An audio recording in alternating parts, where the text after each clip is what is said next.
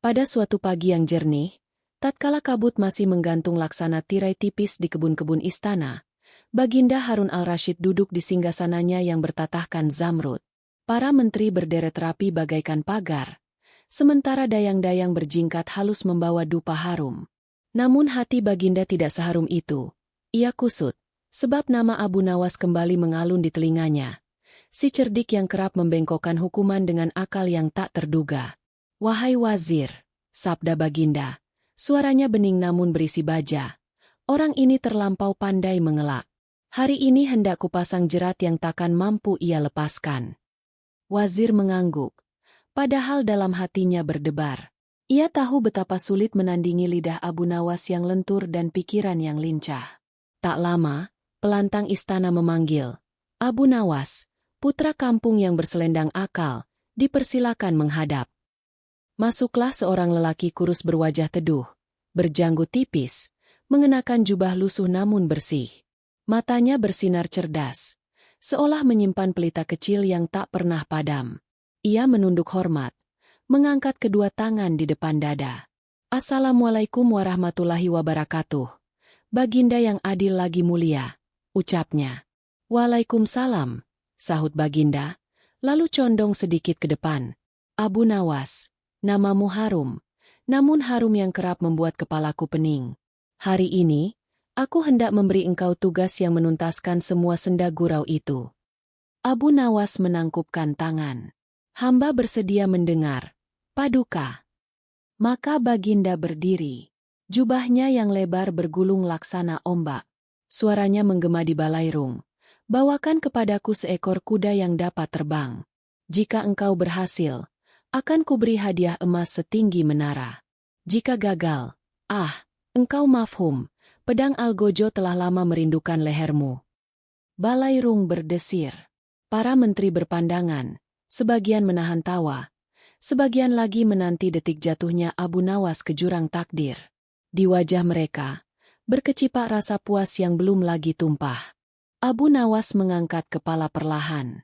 Di sorot matanya, tidak ada gentar yang terang-terangan, namun ada sesuatu yang berputar-putar, seperti burung kecil mencari dahan. Ia tersenyum tipis. "Paduka," katanya lembut. "Titah Baginda laksana bintang di langit. Indah, tetapi sukar digapai. Namun tiada yang mustahil bagi kuasa Allah. Hamba mohon pertanyaan hamba ini jangan dianggap lancang." "Bertanyalah," ujar Baginda, alisnya bertaut. "Apakah kuda yang Paduka kehendaki itu kuda jantan atau betina? Adapun sayapnya kelak, apakah hendak Baginda lamanya seperti sayap Raja Wali, atau pendek seperti sayap merpati? Dan apakah penerbangan yang diingini mencapai atap istana saja, atau menembus awan hingga mengintip punggung rembulan?" Balairung seketika riuh oleh tawa yang ditahan. Baginda sendiri menarik napas, antara geli dan kesal.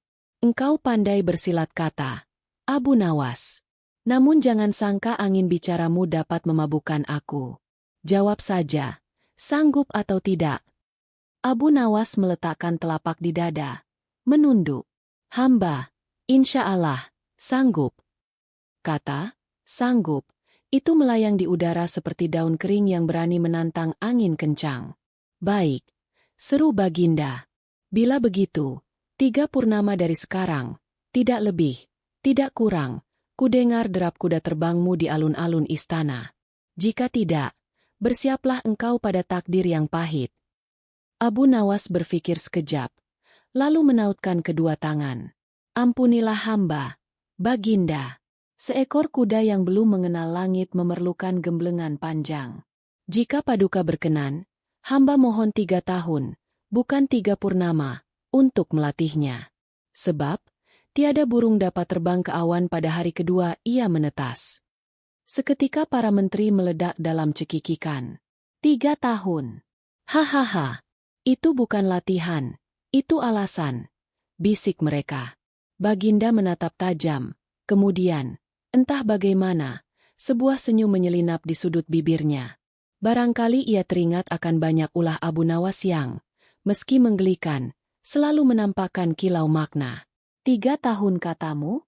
Panjang benar. Namun baiklah, aku kabulkan. Tetapi pahamilah, wahai Abu Nawas, titahku tertulis di batu. Pada hari ke-1095, ketika matahari naik sejengkal dari ufuk, engkau hadir di alun-alun beserta kuda terbangmu. Satu helai rambut pun tak boleh terlambat. Daulat, tuanku, jawab Abu Nawas. Suaranya hening namun teguh. Baginda mengangkat tangan, menandakan sidang selesai. Tabuh kecil dipukul, bau dupa kembali mengharum, dan langkah-langkah bergeser seperti ombak yang surut. Abu Nawas mundur dengan tertib, meninggalkan balairung yang megah, dan tatapan para menteri yang tajam bak jarum. Di tangga istana, angin pagi menyapa. Abu Nawas berhenti sebentar, memandang langit yang biru pucat. Bibirnya melengkung oleh senyum yang samar.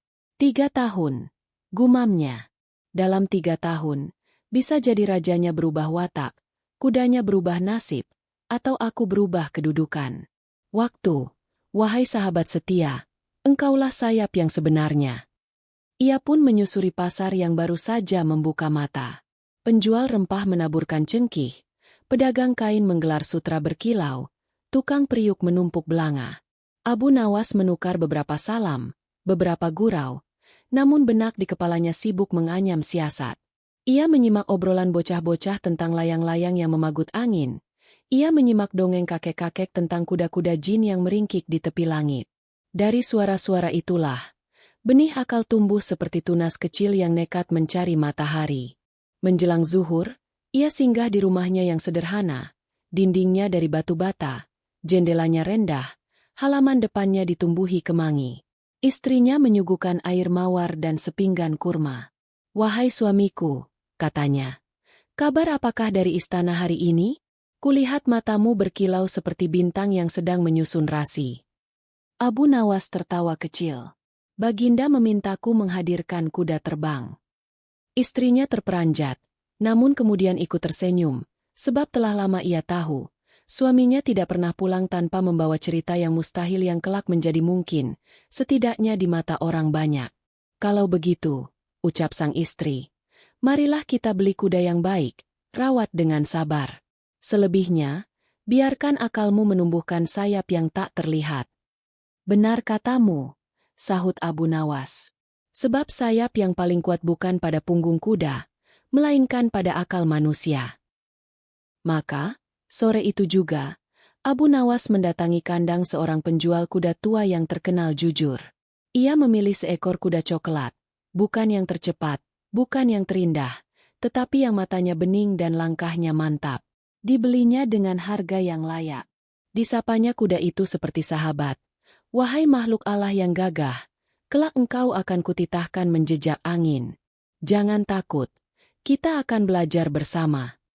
Senja turun. Di garis cakrawala, langit merah jambu beradu dengan lembayung. Abu Nawas menambatkan kudanya di halaman, menaburi rerumputan segar, lalu berwudu. Dalam sujudnya, ia memanjatkan doa yang tak panjang, namun sungguh-sungguh. Semoga Allah melunakkan hati raja, menajamkan mata akal, dan melapangkan jalan siasat. Malam merayap. Di jauh sana, di balairung yang mulai redup, Baginda Harun al-Rashid duduk seorang diri. Di tangannya, cawan perak berisi air delima bergetar kecil. Ia menatap jendela, memikirkan satu hal yang tak ia akui pada siapapun. Betapa ia menikmati permainan akal dengan Abu Nawas. Permainan yang membuatnya merasa, sesaat saja, muda kembali. "Kuda terbang," bisik Baginda, setengah mengejek, setengah berharap. "Kita lihat, Abu Nawas. Apakah sayapmu masih kuat mengepak 3 tahun lagi?"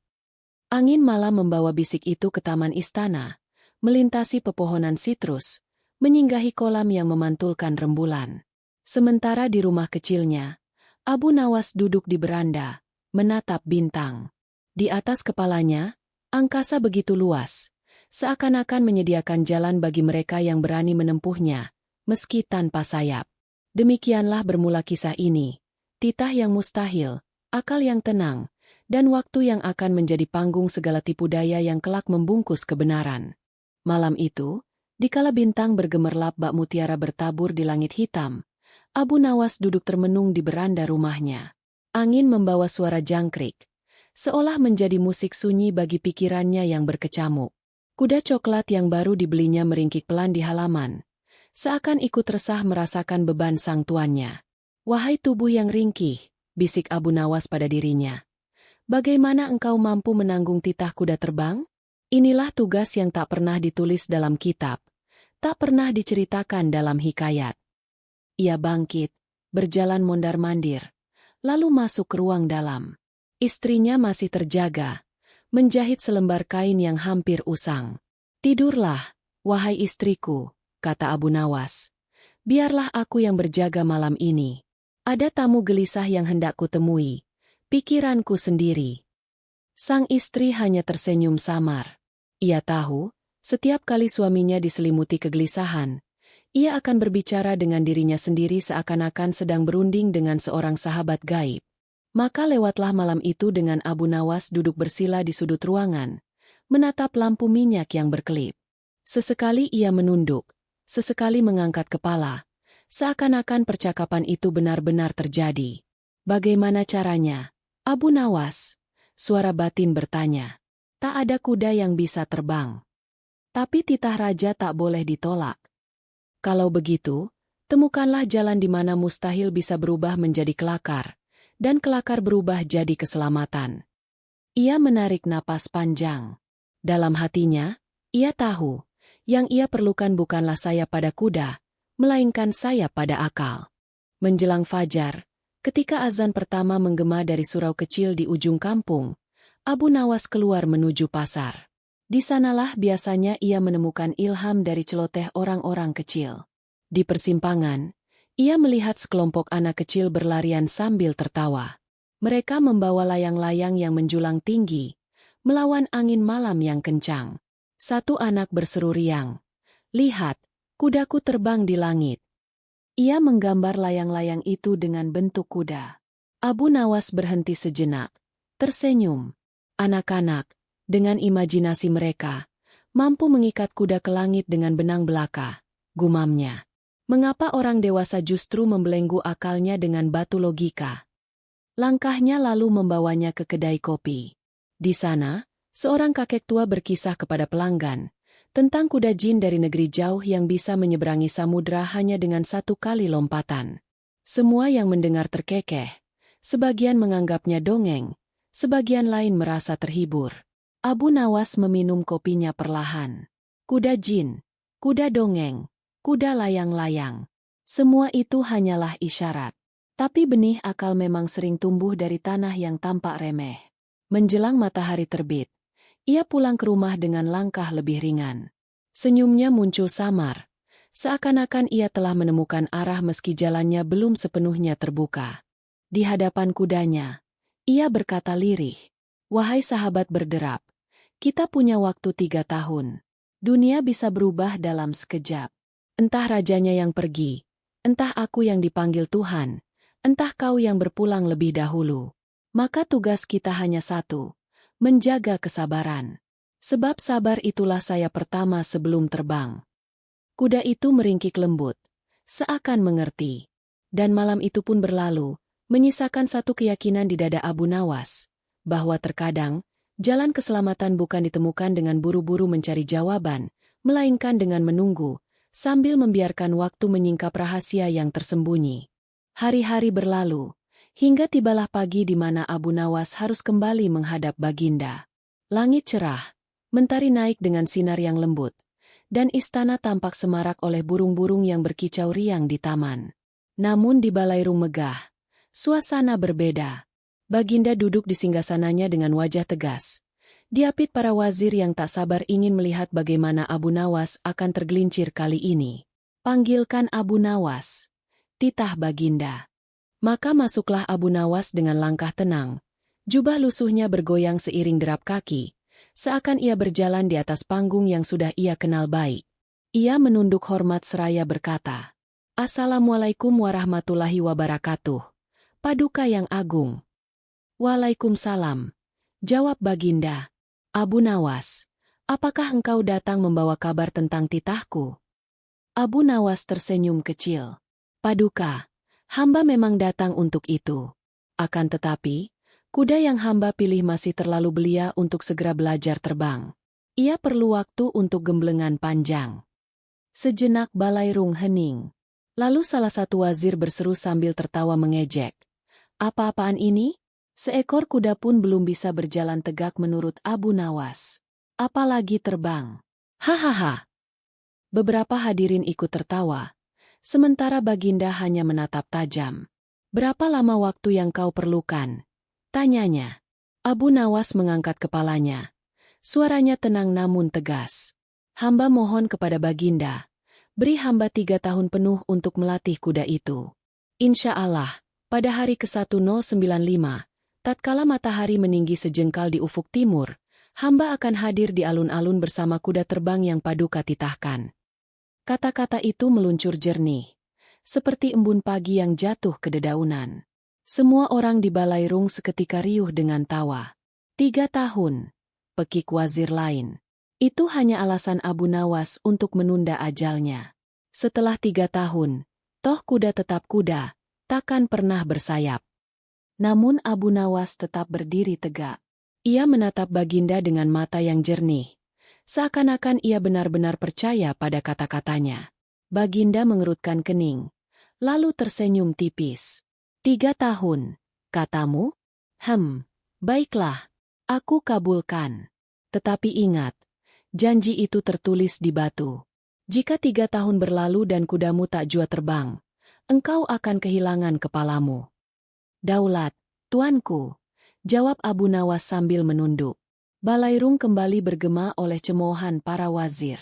Mereka berbisik-bisik dengan nada puas, yakin bahwa kali ini Abu Nawas telah menggali kuburnya sendiri. Namun Abu Nawas melangkah keluar dengan langkah ringan. Di luar, seorang sahabat karibnya menghampiri. Wahai Abu Nawas, kata sahabat itu, apakah engkau tidak takut? Bagaimana mungkin engkau berani menjanjikan hal yang mustahil? Abu Nawas tersenyum, menepuk bahu sahabatnya, lalu berkata pelan, wahai saudaraku, janganlah engkau lupa. Dalam 3 tahun, banyak hal bisa terjadi. Entah rajanya yang berpulang, entah kudanya yang mati, entah aku sendiri yang dipanggil Allah. Siapa tahu, sebelum waktunya tiba, dunia sudah berubah. Maka selama waktu masih tersisa, masih ada harapan. Sahabatnya terdiam, lalu menggeleng sambil terkekeh. Sungguh akalmu laksana jalan tikus yang tak pernah habis, Abu Nawas. Abu Nawas hanya tersenyum, menatap langit biru di atas kepalanya. Di matahari yang terus bergerak, ia melihat kawan setia. Waktu, yang kelak akan menyingkap rahasia permainan besarnya. 3 bulan pertama berlalu, kabar tentang janji kuda terbang Abu Nawas menyebar ke seluruh negeri. Di pasar, di kedai kopi, bahkan di surau-surau kecil, orang ramai memperbincangkannya. Ada yang menertawakan, ada pula yang menanti dengan penasaran. Namun yang paling keras mencemooh adalah para menteri di istana. Suatu siang, di Balairung kecil, para menteri berkumpul bersama Baginda Harun al-Rashid. Wajah mereka penuh semangat, seakan baru saja menemukan alasan untuk menjatuhkan Abu Nawas. Daulat tuanku, ucap seorang menteri gemuk sambil menunduk hormat. Izinkan hamba berkata, Abu Nawas itu hanya bermain-main dengan akal bulusnya. Mana mungkin seekor kuda dapat terbang? Bukankah itu bertentangan dengan kodrat? Benar, timpal menteri lain. Abu Nawas hanya mempermainkan kesabaran Baginda.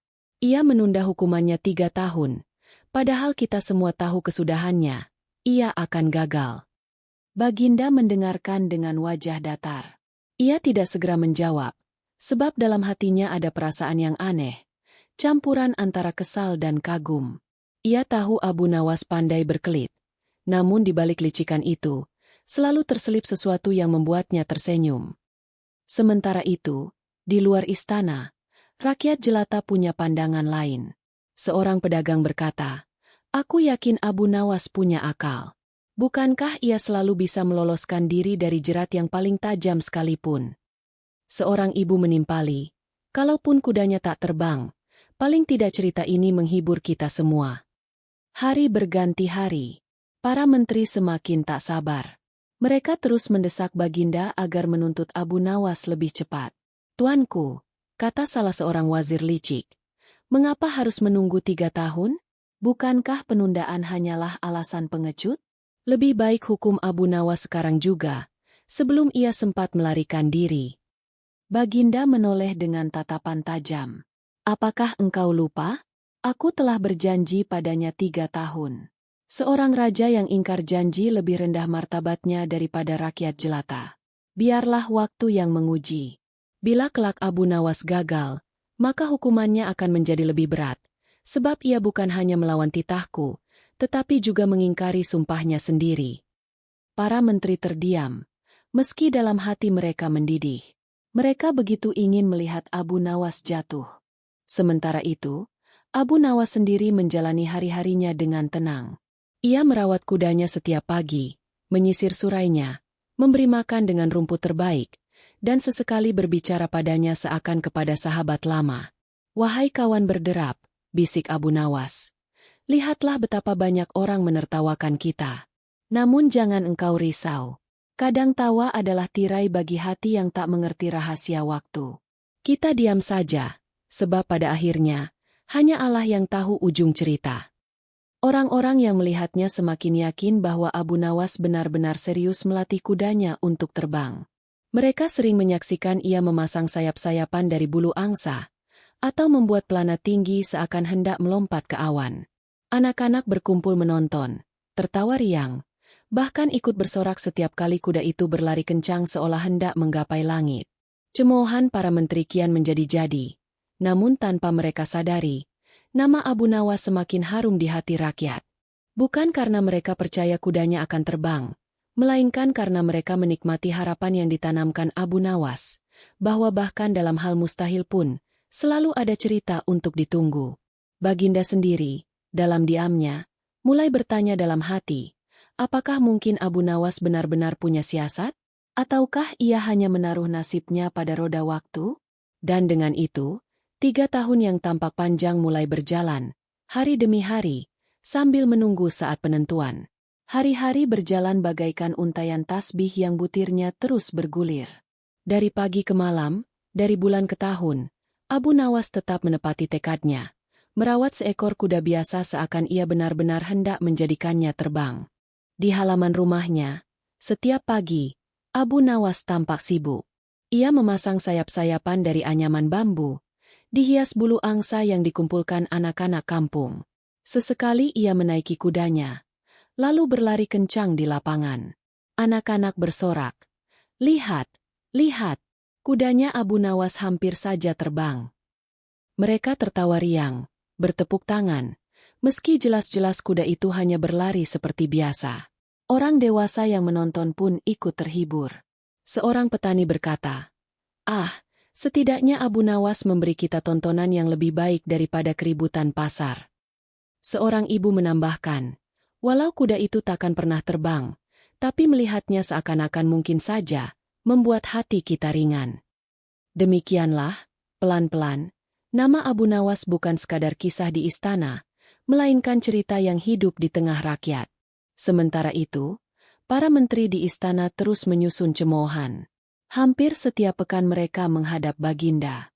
"Tuanku," kata salah satu wazir dengan suara menusuk, 3 tahun sudah hampir habis. Tidakkah Paduka ingin segera mengakhiri sandiwara ini?" Namun Baginda Harun al-Rashid hanya mengusap jenggotnya, menahan senyum samar. "Biarkanlah, biarkan. Waktu adalah hakim yang tak pernah bisa ditipu. Tunggulah hari penentuan." Walau begitu, jauh di lubuk hatinya, Baginda sesungguhnya merasa geli. Ia tahu Abu Nawas mungkin sekadar bermain dengan waktu. Tetapi bagaimana mungkin seorang rakyat jelata begitu berani mengulur ajal dengan keyakinan setegar itu? Maka tibalah tahun ketiga. Matahari bersinar lebih terik dari biasanya. Desas-desus di pasar kian ramai. "Sudahkah kudanya bisa terbang?" tanya seorang pemuda. "Ah, jangan bodoh. Itu hanya tipu daya Abu Nawas. Besok-besok ia akan mati di alun-alun," jawab seorang kakek. Namun anak-anak masih bersorak penuh keyakinan. "Tidak, Kudanya Abu Nawas pasti bisa terbang. Di rumahnya, Abu Nawas menepuk kudanya dengan lembut. Surai coklat itu sudah panjang, tubuhnya sehat, matanya bercahaya. Ia berbisik, "Wahai sahabat berderap, hari yang ditentukan hampir tiba. Kita takkan benar-benar terbang, tapi kita akan menyingkapkan sesuatu yang lebih tinggi daripada sayap, yaitu akal dan keberanian." Malam itu, Abu Nawas duduk di beranda rumahnya, menatap bintang. Istrinya menemaninya dengan wajah teduh. "Suamiku," katanya, "apakah engkau telah siap menghadapi titah Baginda besok?" Abu Nawas mengangguk pelan. "Aku siap, sebab aku tidak membawa kuda yang bisa terbang, melainkan akal yang mampu mengangkat manusia lebih tinggi dari langit." Fajar pun menjelang. Esok hari, Abu Nawas akan menuntun kudanya ke alun-alun istana, disaksikan rakyat seantero negeri. Hari penentuan telah tiba, hari di mana mustahil dan mungkin akan bertemu di tengah panggung sejarah. Pagi itu, matahari memancarkan sinar keemasan yang terasa lebih garang dari biasanya. Dari segenap penjuru kota, rakyat berduyun-duyun menuju alun-alun istana. Mereka ingin menyaksikan akhir dari kisah yang selama 3 tahun menjadi bahan tawa sekaligus penasaran. Apakah benar kuda Abu Nawas dapat terbang? Anak-anak duduk di bahu ayahnya. Para pedagang menutup kios lebih awal. Para petani datang dengan pakaian kerja mereka yang masih berlumur tanah. Semua ingin menjadi saksi. Di tengah riuh rendah itu, muncullah Abu Nawas. Ia berjalan tenang, mengenakan jubah sederhana, menuntun kudanya yang tampak gagah dan sehat. Kuda itu berjalan dengan langkah mantap. Bulu surainya tergerai indah diterpa angin pagi. "Lihat, lihat, itu dia kudanya Abu Nawas," seru orang banyak. "Benarkah ia akan terbang?"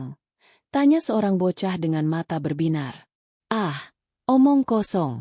Hari ini Abu Nawas akan menjemput ajalnya," sahut seorang kakek sambil menggeleng. Abu Nawas terus melangkah tanpa gentar, hingga akhirnya ia tiba di hadapan singgasana Baginda Harun al-Rashid.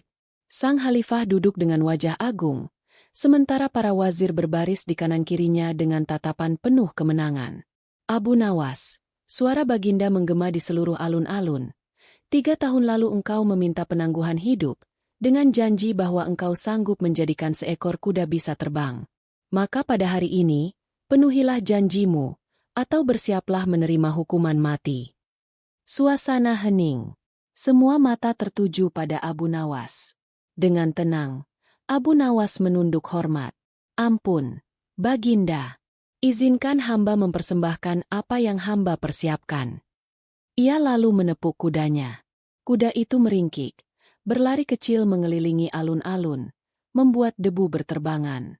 Sayap-sayapan dari bulu dan kain yang telah ia pasang berkibar-kibar, seakan benar-benar hendak mengangkat tubuh kuda itu dari tanah. Anak-anak bersorak, "Terbang! Terbang! Lihat, sayapnya mengepak." Namun, tentu saja, kuda itu tetaplah berlari di bumi. Ia tak mungkin melayang walau seujung jengkal. Para wazir tertawa terbahak-bahak. "Hahaha, beginikah akal licikmu, Abu Nawas?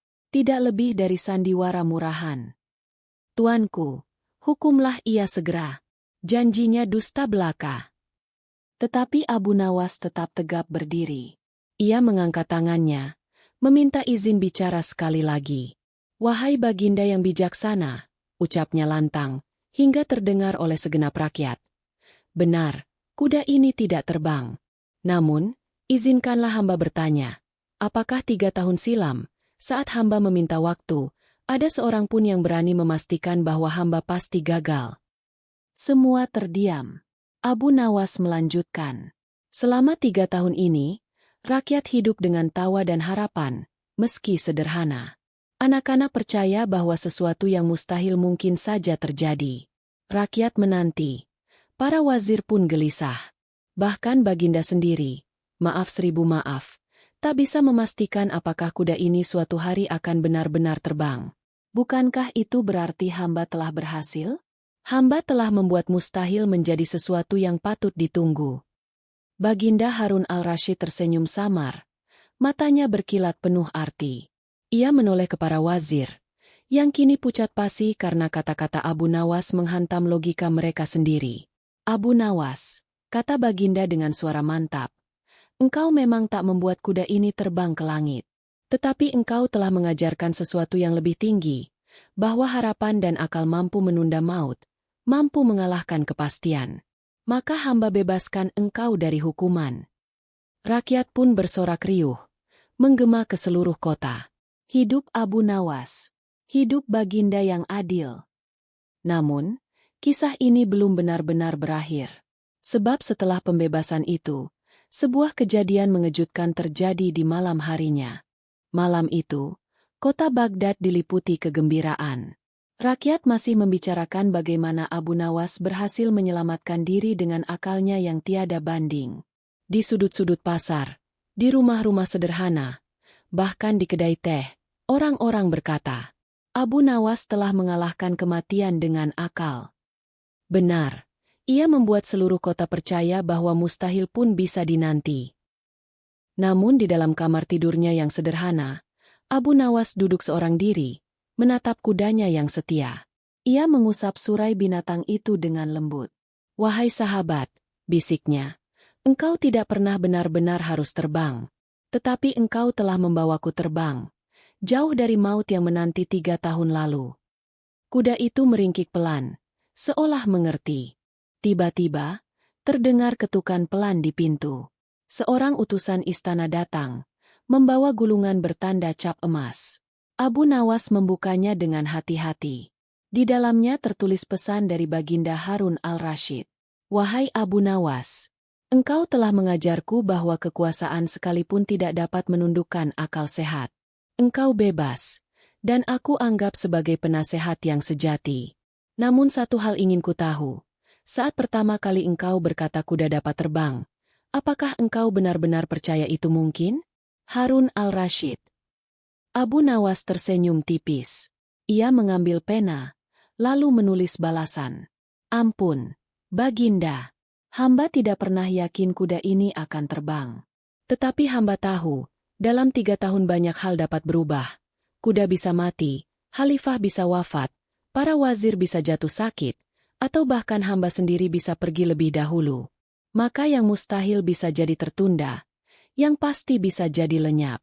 Itulah harapan, dan itulah rahasia hamba.